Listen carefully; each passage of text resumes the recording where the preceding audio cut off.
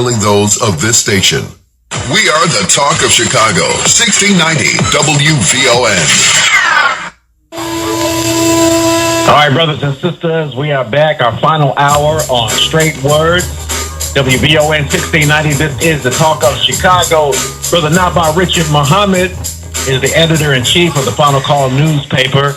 Content contributor, Brother James G. Muhammad, is here, as well as yours truly, Brother BJ, and we're here for the final hour talking about global politics right here on Straight Words. Go to our website, straightwords.com. You can donate and help support the show and also get some of the replays of information like what we're going to give you tonight so you can catch up and see what's happening all around the world. Brother Naba'a, let's get into this hour there, big brother.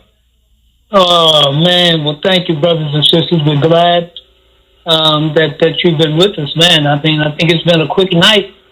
But look, figure out something you can do with somebody's child this summer, brothers and sisters. Your children and others, okay? We can do something. We can do something. We can do something. So let's do something. So that's right. We're going to have tonight. We're going to start in Haiti and kind of see where it takes us, hopefully. So we got Robert Roth, who's with the Haiti Action Committee, and we got our great brother Eugene Puryear of Breakthrough News. So our two analysts and experts, we got y'all on the phone. Yes, sir. Eugene, that's you. All right. Robert, you there? Yeah. Yes, I am. All right. Well, thank you both for coming on, man. I guess Haiti. We saw Kenya's president visit the White House. I think I saw something about some U.S. military advisors already in Haiti. There's some Kenyan advisors or some Kenyan personnel on the way. Am I wrong? Or why don't you two enlighten me in terms of what's happening? Either of you can start. Well, I can. Oh, so please go ahead, brother. Please. Oh no. All right, you're first. Okay. Well, I appreciate that, my brother, and I appreciate as always, brothers, being on and being here on the show and all of your listeners. And you're not wrong, Brother Richard. In a way, the plan that is being instituted and shepherded by the United States to bring in these Kenyan troops is allegedly still active. William Ruto is in the United States. As you mentioned, and in addition to the points you made, there were also some announcements about how U.S. military personnel is going to be stationed in a greater way in Kenya. They're going to be hosting military exercises and ultimately getting various resources and benefits, that allegedly are not linked to this, but I think you can see an element of a quid pro quo. But there's serious questions about how they're going to pay for it. That's, one major issue.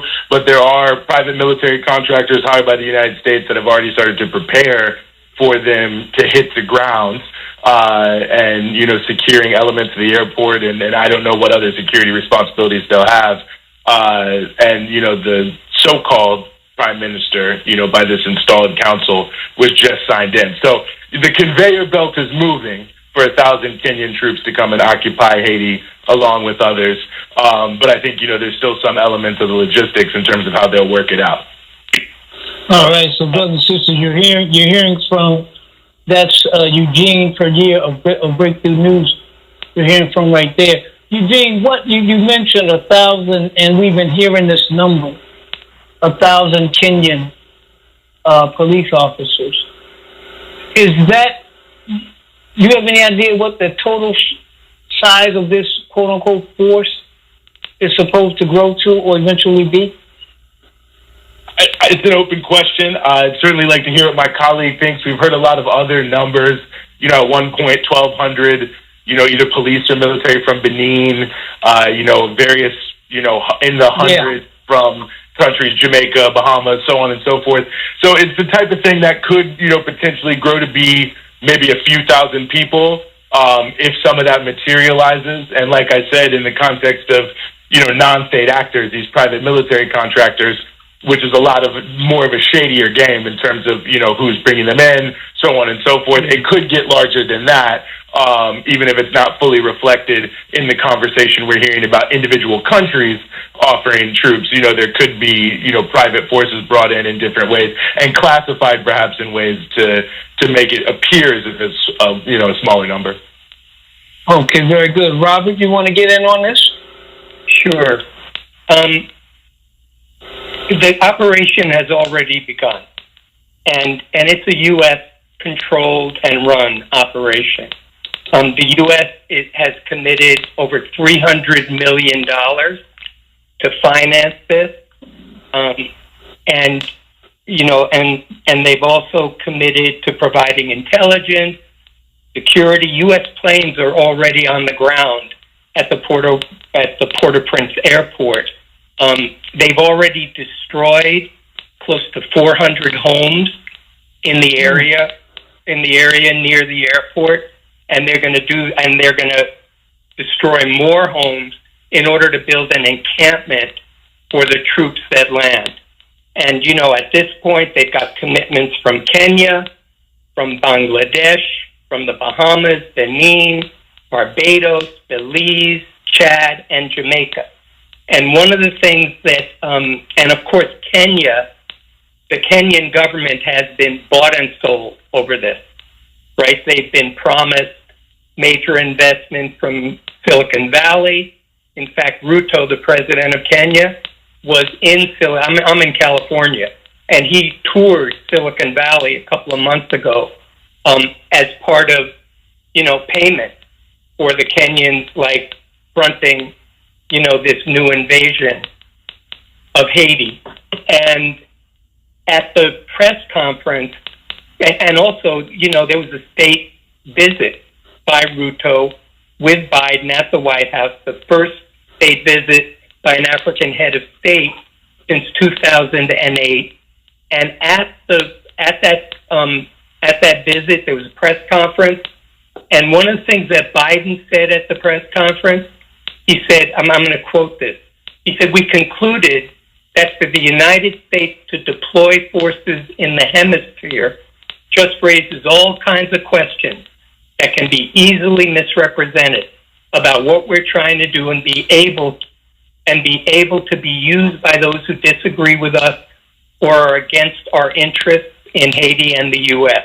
And so, in other words, what they've done this time, the U.S. directly intervened in the 2004 coup against the democratically elected Aristide government. They organized a UN occupation from 2004 that's still in place in a different form, but still in place in Haiti. They organized this grouping called the Core Group of foreign countries, including and the UN, EU, and the OAS, which dominates the politics of Haiti. So what they want to do this time is they want an invasion force that is based in the Caribbean and Africa.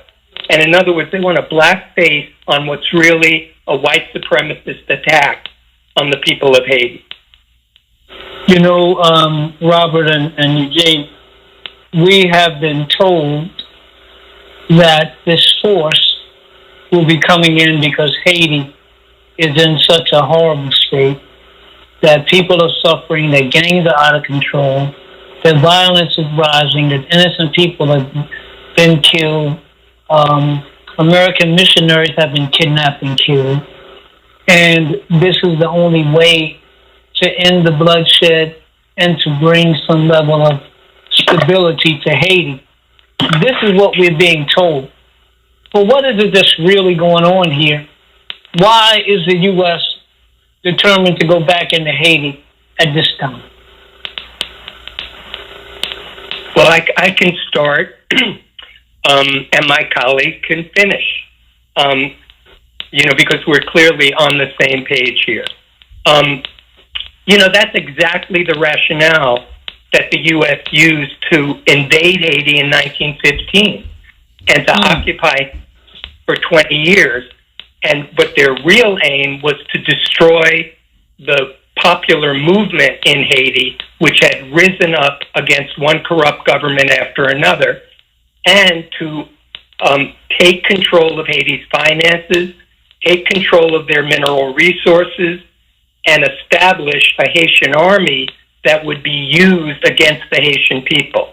And if we look right now, like when the U.S. talks about gang warfare, we have to look at the origin. We don't call these gangs, we call them death squads. And we call them paramilitaries who are in league with government actors. There's a fascist party in Haiti, an ultra-right-wing party called the PHTK. And in 2011, during the Obama administration, like Hillary Clinton went to Haiti and ensured that the Electoral Council would allow Michel Martelly, the head of this new party, PHTK, to become the president of Haiti. And that's the period in which these gangs were weaponized by the government and by elite actors, the elite corporate actors in Haiti, to crush what was a massive opposition to the PHTK and to one after another of these illegitimate governments that came into power during the UN occupation after the overthrow of Aristide. So these gangs or paramilitaries have never been independent of government actors or of the business elite. They protect the port for certain sectors of the elite. They control customs. They protect drug smuggling that's gone on and arms smuggling. The arms that these paramilitaries have are coming directly from the U.S. And the way in which this kind of violence, and you're right, the situation in Haiti is terrible, but it's terrible because of foreign occupation, because of the weaponizing of these paramilitaries by the government that has been placed there by the U.S. And so it is quite ironic that the same forces that have basically committed arson in Haiti are now saying that they're the firefighters coming in to put out the fire that they created. Yeah, it's amazing to me, how we kind of see the same game plan being played out, because it's been 20 years now since John Bertrand Aristide was overthrown, as Haiti really, I guess, their only truly democratically elected president. Eugene, what are some of the things that black folk need to understand about what's happening in Haiti? Well, I think, there's many things, but maybe the first thing is, that perhaps one of the most dangerous places to be is to be a black country on earth that is having success in lifting its people out of poverty. I mean, Jean-Bertrand Aristide, Thomas Sankara, Chris Hine. I mean, we could just go on and talk about the people, Maurice Bishop, who have been taken out, assassinated, death squads deployed. And, Haiti has really had a long war deployed on it. But since the Haitian Revolution, essentially the country is seeking its own self-determination and its own destiny. And I think that, the points made before were entirely correct about what we see here now. And if you think about the current prime minister, so-called, of this installed council, Gary Coney, who was the chief of staff for Bill Clinton when he was the UN Special Representative to Haiti in the wake of the earthquake when they installed the PHTK regime, and then he subsequently was a prime minister under Martelly. So you can see it's the same cartel of individuals that is presiding over, a sweatshop economy that I'm sure a lot of people have heard of in Haiti, where, many of these workers are making like $7.50 a day. There's no free public transportation, so they also have to pay for transportation in terms of food, everything else. And just like every country on earth, you've had spiraling inflation, growing cost of living, and other challenges, irrespective of everything else. You've heard about Haiti, but people are making a lot of money. I mean, the GDP of the country is like $20 billion, the official GDP. So billions of dollars is being pumped out of Haiti in low-wage labor, natural resources, agricultural goods, A lot of people are making that money, a tiny handful in Haiti and then a lot in America. And this is just, yet again, the attempt to create the violence. Because when you look at the history of Haiti and you look at what the U.S. has done, especially and other countries in the core group, the use of aid as a weapon, going only to NGOs and never to build state capacity. Laws like the HOPE Act and the HELP Act that require Haiti to have certain laws to keep their market open to good dumping and the inability to really, control their economy in a significant way. I mean, all these policies that are deliberately put in place to keep Haiti poor, to keep Haiti down. Then you put death squads and paramilitaries on top of that to attack mass movements, and you get these situations of quote-unquote chaos, but they're really being orchestrated by powerful forces,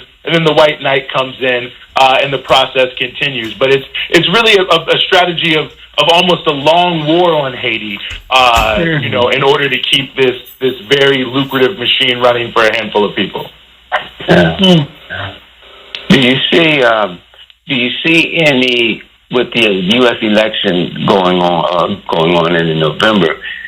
I don't foresee any major change, but is there I would imagine there's bipartisan agreement coming out of Congress on what's happening, but I was curious if Trump were to win, for example, would there be any major redirection of what's going on, even in a more, devastating way? I think that the attack on Haiti has been bipartisan. Mm-hmm. I mean, the two coups against Aristide, were done under Bush 1 and then Bush 2. But in the aftermath of the 2004 coup against Aristide, the Democratic administration solidified that coup by creating a foreign occupation that's lasted for 20 years, and that brought, for example, cholera to Haiti, sexual violence committed by UN forces.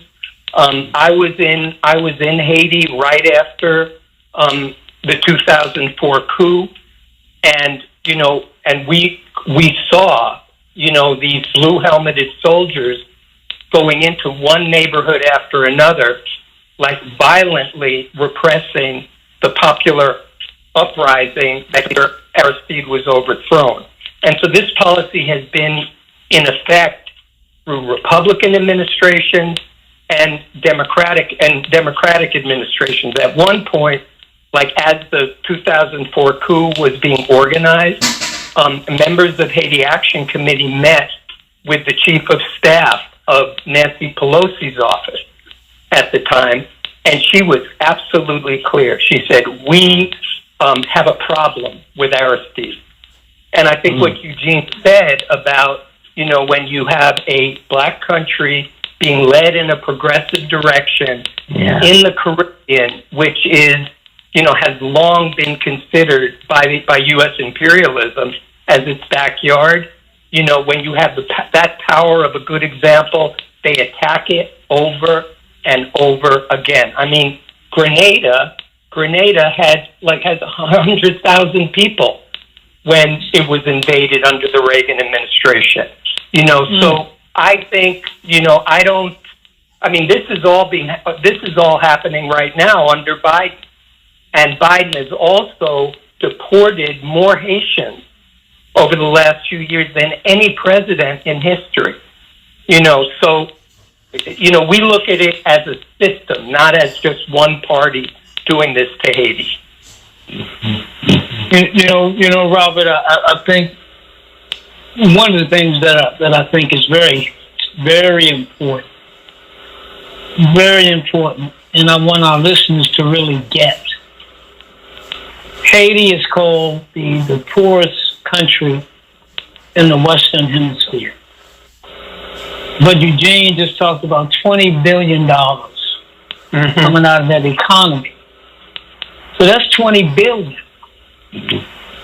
But it's coming out and it's being controlled by a small group of people who are definitely benefiting from these billions of dollars. So brothers and sisters, when you think about Haiti, I don't want you to just think about this poor little country where everybody's starving. No, it's not that at all. Robert, can you talk a little bit? Eugene mentioned the sweatshops and the textiles and the factories. Talk a little bit about some of the economic ventures that are driving that $20 billion that's in no way benefiting the masses of the Haitian people. Well, I would start with what Eugene said, which I think, if I heard you right, you said Haiti has been made poor. Like Haiti is a country rich in natural resources, rich in human resources, a very politicized country, consciousness on the street. When you talk to Haitians on the street, it's a very, people are like, hold the Haitian revolution dear to their hearts and have never stopped resisting. Like the U.S.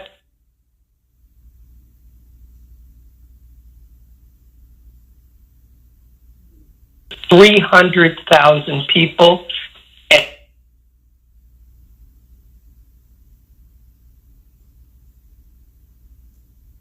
coming into Port-au-Prince in the period like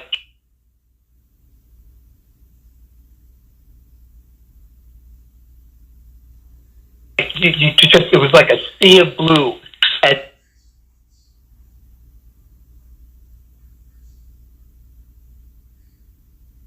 along with her husband, came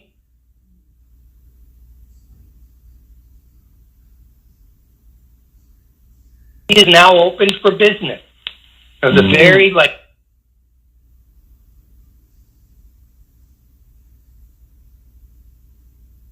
your free trade zone, sweatshop zone.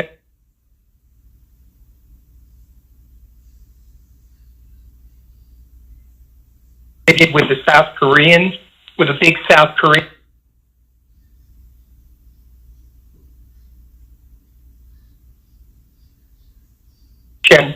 To allow foreigners to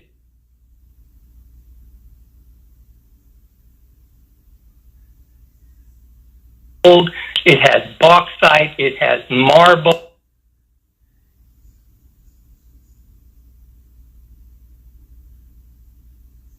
Also, they're digging up the Congo.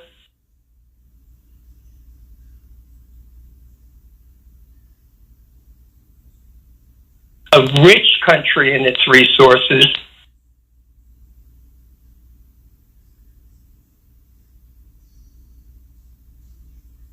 Caribbean, as they kind of dump.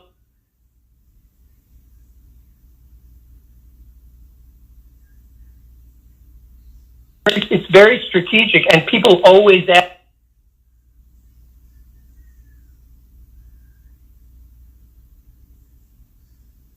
States, they've invaded it numerous times.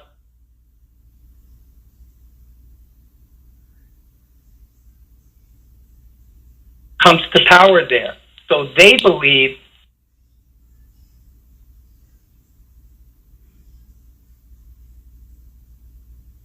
is white supremacy.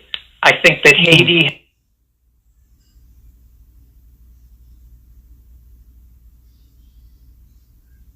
place where enslaved people overthrew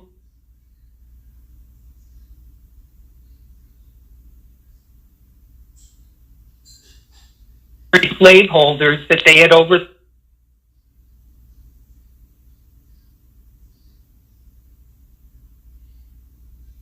And said that Haiti is a rich country.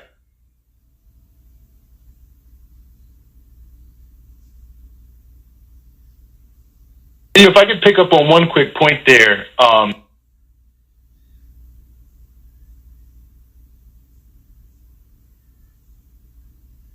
the average Haitian on the street, which is very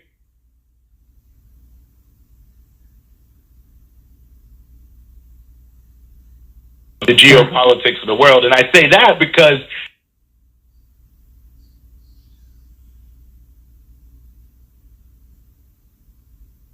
Aristide, who of course was promoting a pro-poor agenda,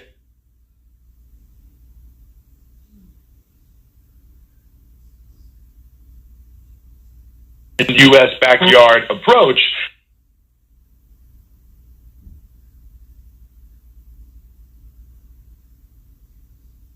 We'll hear about Jamaica and so on, are very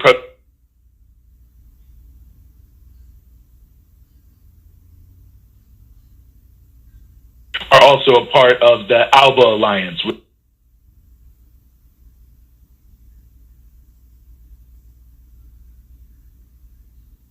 With their leader, whoever they selected.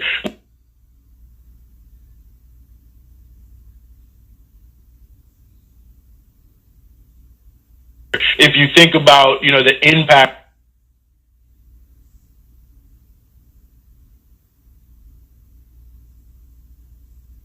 Grenadines, Dominica, all these different countries.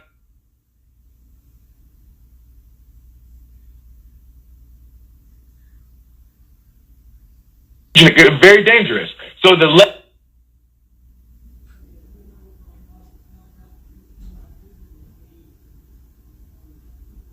current moment, like, what does it really?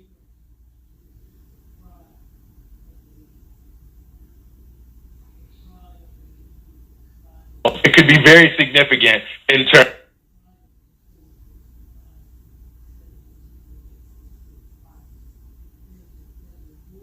It's the hegemony of the United States, the total.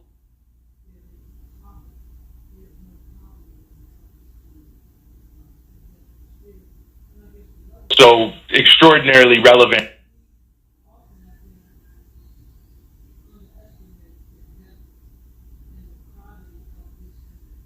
Haiti,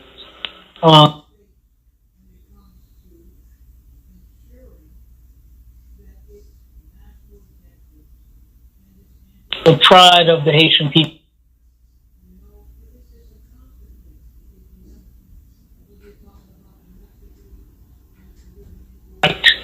There's a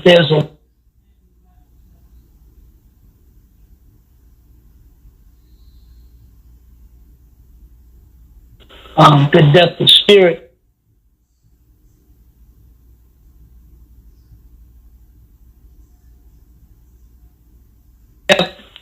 And the poverty.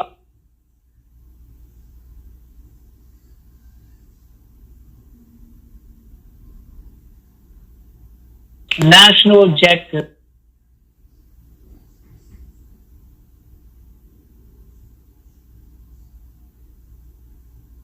Talking about domestically.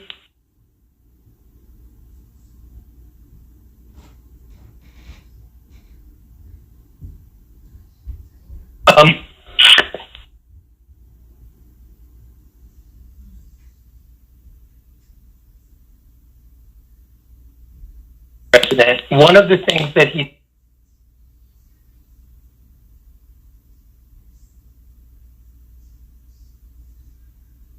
doubling the minimum wage, like Bill.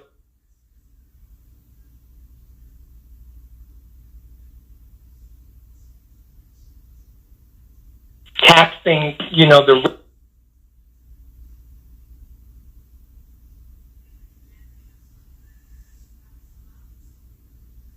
in the crosshairs.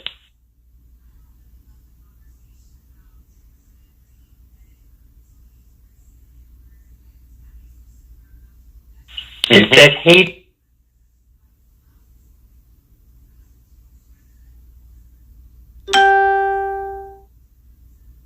of the anti-Cuba strategy.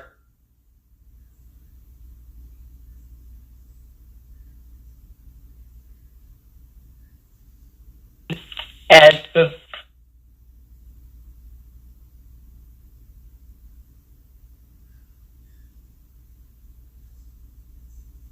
World Court.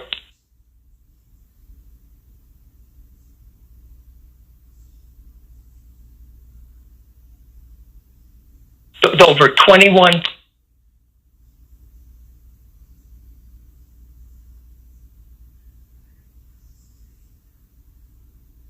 Look at the demands.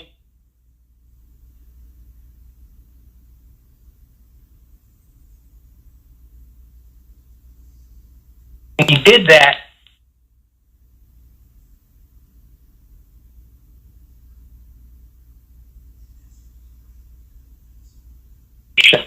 You know,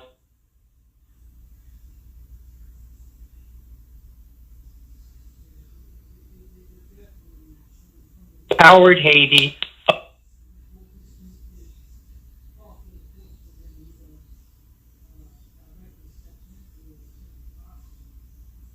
and is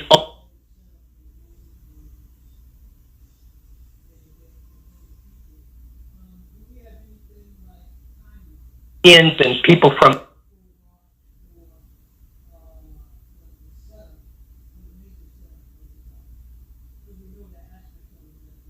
Haiti.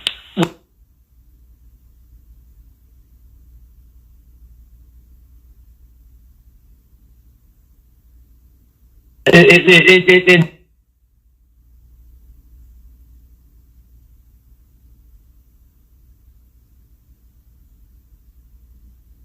steps in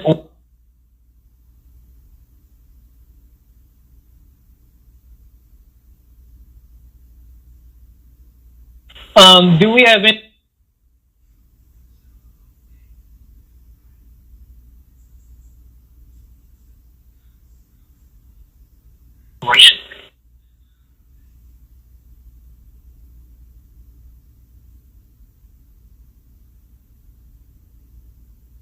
Now, I mean, they've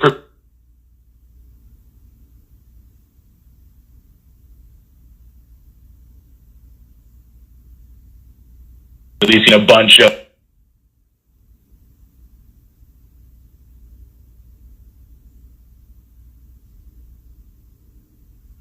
a long stay.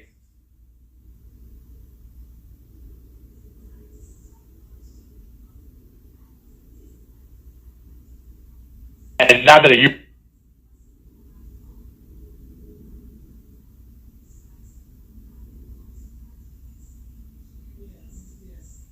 structure, there's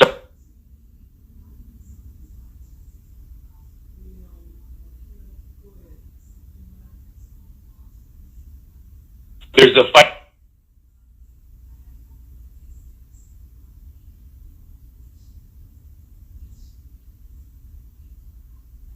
Their teeth,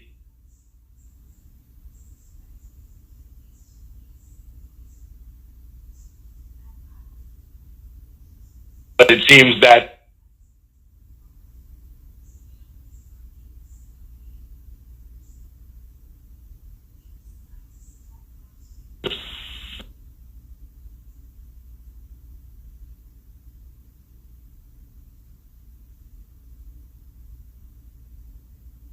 somebody?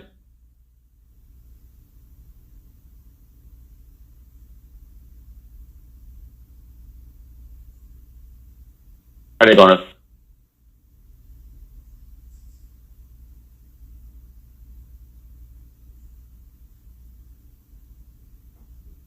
Great question.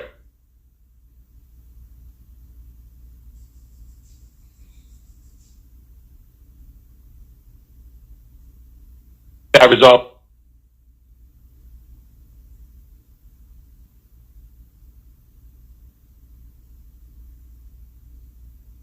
But I do think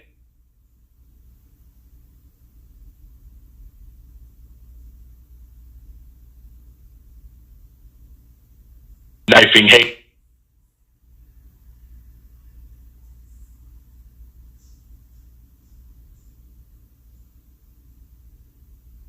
very fast.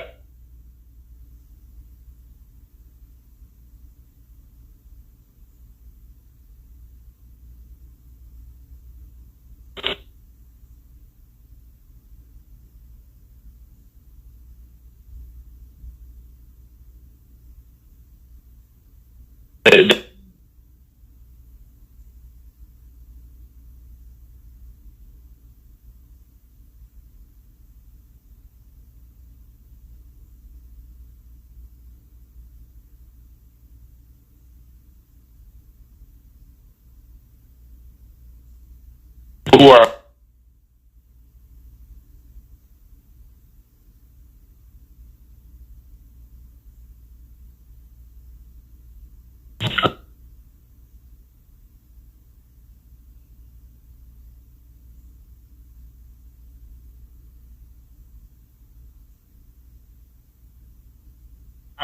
really controlled by anyone. It's controlled by the U.S. ultimately, but, you know, in such a way that, you know, who knows exactly who is going to get paid, but it's people who are appointed by essentially the United States through whatever proxy to serve in the, you know, the umbrella over this force. Mm-hmm. Okay.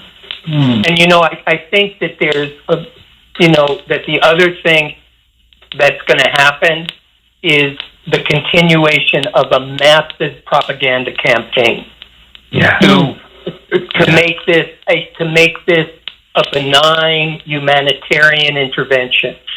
And, you know, the reality is that Haiti is in a deep crisis right now.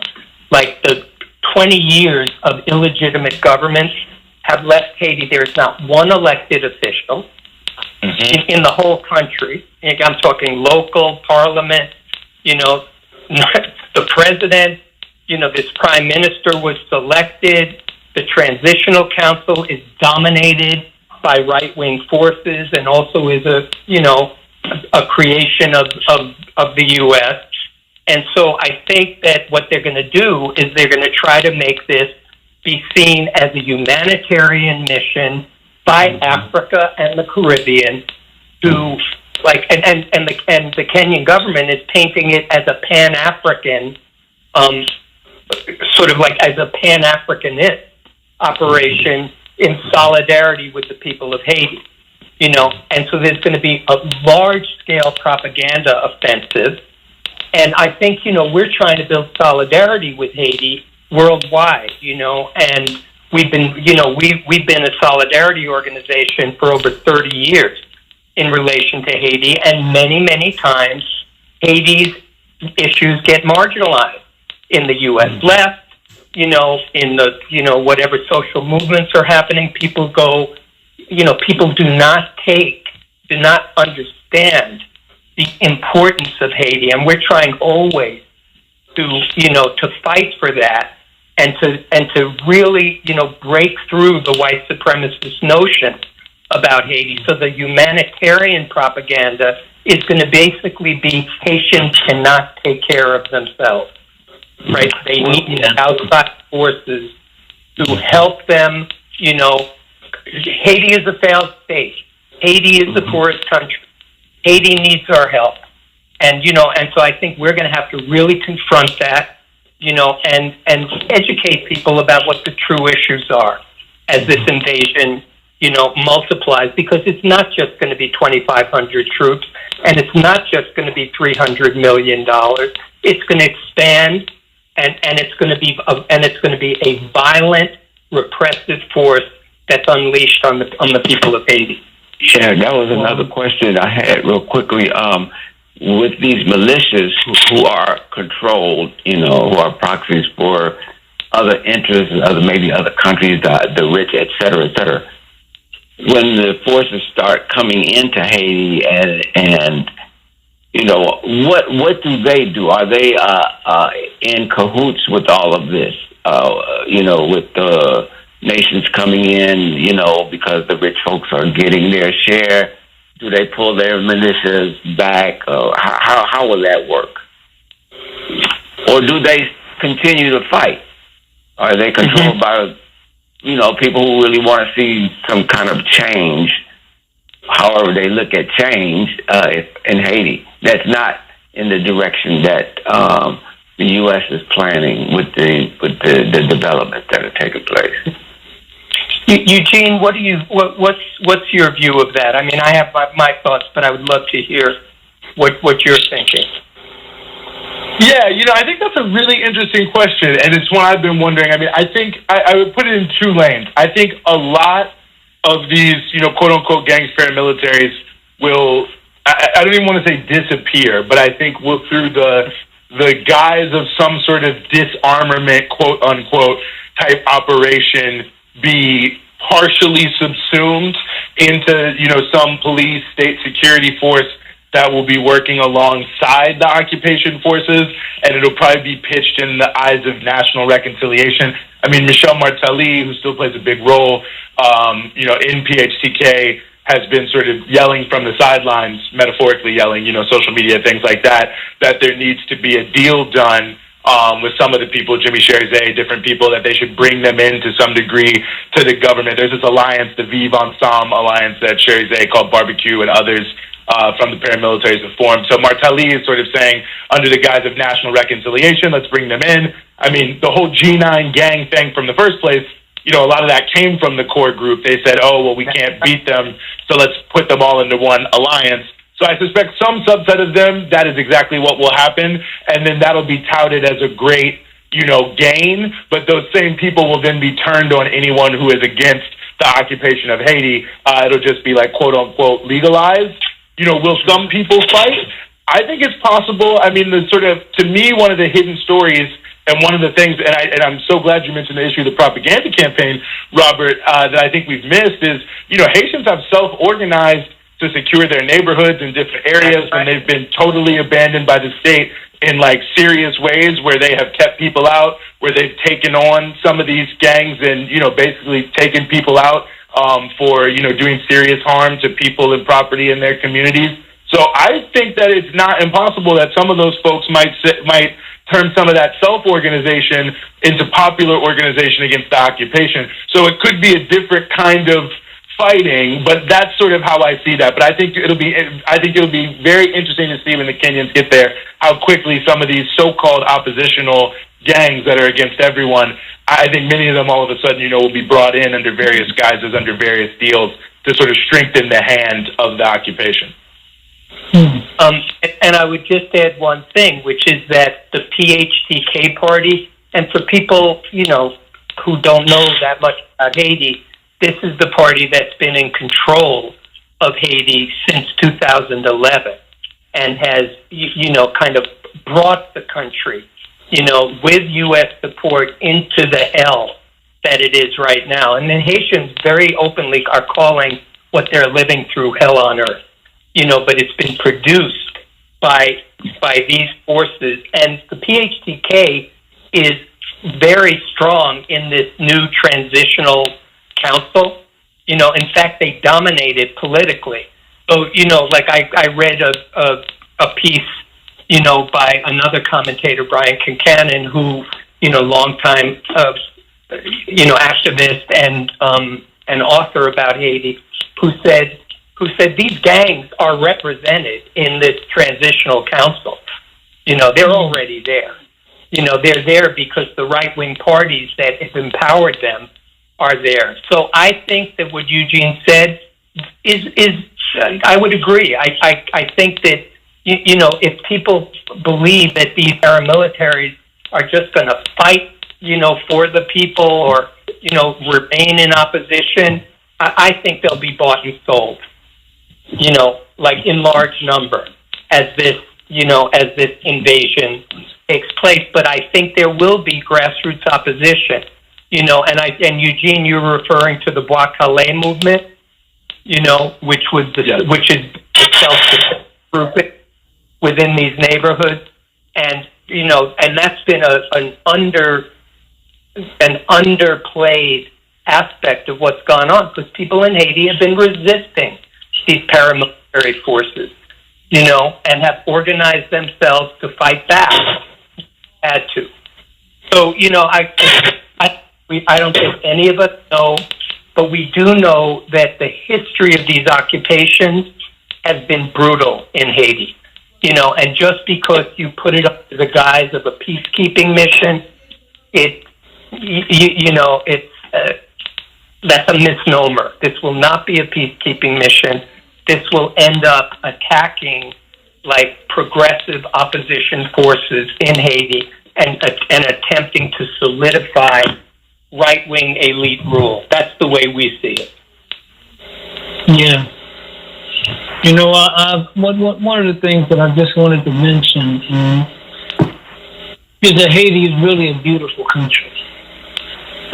Beautiful in terms of historical sites, beautiful in terms of its potential for historical and cultural tourism, beautiful in terms of the art and the different types of arts, carvings, paintings, etc. It actually has beautiful beaches, brothers and sisters. there was a part of, I can't think of the name, but there was a beach in Haiti where the cruise ships would come and they would dock. But they didn't tell the people when they would dock and they were actually in Haiti. They gave it another name. That's right. They literally gave it another name, man. They didn't tell the people that they were literally Haiti. So what's my point? My point, brothers and sisters, is that there's a beauty to this country.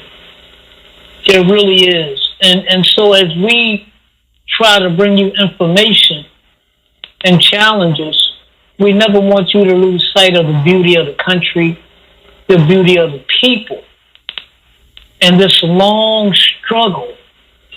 But it's a struggle that we gotta support, and it is a struggle worth supporting. So we got a few minutes. So Robert, why don't you give us your kind of close, and then Eugene, you can give us yours. Well, the first thing I would say is that I want to thank you for really being in solidarity with the Haitian popular movement. And I know that I've been on 3 times over the last year, and I understand your commitment to Haiti. And I think that's really important and much appreciated. And I would hope that people really pay attention to this next stage, in Haiti. And I know that there's a lot of things going on in the world. There's the genocide in Palestine, but Haitians call what's happening to them, they call it a slow genocide. And I think that we have a solidarity with Haiti, expand it, respond, to the calls of the Haitian popular movement, and understand that, like Eugene said earlier, that, the spirit of the Haitian Revolution lives in the people of Haiti today, and we have to be there to support it. All right. So you just heard from Robert Roth of the Haiti Action Committee. Brother Eugene Puryear of Breakthrough News, it's on you. Well, I would just echo that. As always, I'm honored to be here with you, brothers, and honored to be speaking with all your regular listeners and hopefully contributors, by the way. Get your Cash App situation ready. But I will say I agree. We have, a crucial moment here. We have this inflection point where Haiti is being invaded once again, and I think it's connected to everything that's happening around the world: Congo, Sudan, Gaza. I mean, it's really all the same people who are orchestrating the events in all these same places. We can draw the straight line back to Washington and Wall Street so easily, and the work has already been done and is out there. But I do think that the resilience of the Haitian people, and our vigilance can turn the situation around. So hopefully people pay attention, watch, and, listen, don't believe a lot of what you read and hear in the mainstream media. There's a lot of excellent people and organizations doing that work. We're at breakthroughnews.org if you want to check us out and what we're covering. Check the activist groups. Do whatever you can to spread the word. There's a lot of possibilities, I think, to push back, but only if we grab them.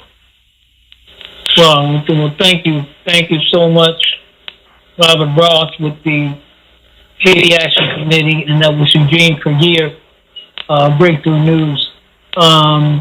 Thank you both, and Eugene, we're going to have to come back, man, and deal with Congo.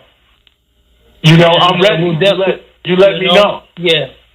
Okay, we're going to have to deal with Congo, and Robert, we always got our eyes on Haiti. So if either of you, see anything that you think we need to be aware of, please let us know, and we want to stay on top of this. So thank you all for being with us tonight, man. It's always a great learning experience, and we'll do the broadcast tonight. We'll put this out on the podcast as well, and we'll keep fighting.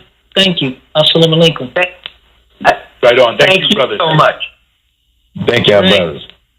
All right. Hey, real quick, could y'all tie in? We had a call earlier, and it was asking about how this is related to black people in America. Can you kind of go into that in a little synopsis of why this hour-long information is so important to Black people in America? I think they hung up. They're still there? No, I was talking to you. You and Brother James. Yeah, I was talking to you. Oh, you're talking to us? James. Oh, okay. Yes, sir. Y'all experts too now. Come on now. Yeah. Well, and I would just say, go ahead, Brother James. Now, one thing is, Haiti is an example, brother, of a liberated nation that I think. What I like what Eugene was saying. If Haiti becomes free, it electrifies the whole Caribbean. It becomes the model for liberation for all of, as he had mentioned, all of those other island nations are pro-U.S. and, kind of kiss the ring, bow down to shoeless. But if Haiti becomes liberated with the way they think and the example they would set and being the first, nation to overthrow the colonizers, man, they would set the Caribbean on fire. It would set the ocean on fire in the Caribbean. So that's one thing. And it'll be an inspiration for us. Yes, sir. Yeah, I definitely agree. No, I think, Brother James, you put it pretty much perfectly. Brothers and sisters, look. The Honorable Elijah Muhammad talked about Black universal rise. Don't ever think that you some little people over here in the corner by yourself. Don't ever let nobody minimalize you and marginalize you where your only affairs are America. Brother, you're bigger than that. We are bigger than that. And we have a global impact at all times. Culturally, artistically. So we need to have a global impact politically. And our people get inspired from our struggle. We should be inspired by Haiti's struggle. That's right. And brothers and sisters, I hope you were inspired by tonight's program, that you were supported with your financial donations. You can go to our website, straightwords.com, and find all our information on how to donate. It's $straightwords on Cash App, $straightwords on Cash App, on Zelle. Pull your Zelle app out, 312-480-9775. That's 312-480-9775. On PayPal, it is straightwords, 4 at gmail.com. And don't forget, brothers and sisters, pass the word on. Tell everybody, if they missed the program tonight, go to straightwords.com. We're going to have all this content loaded up for you to check out when you wake up in the morning. So, brothers, we thank y'all. For Brother Naba'a, Richard Muhammad, from Brother James G., I'm Brother BJ.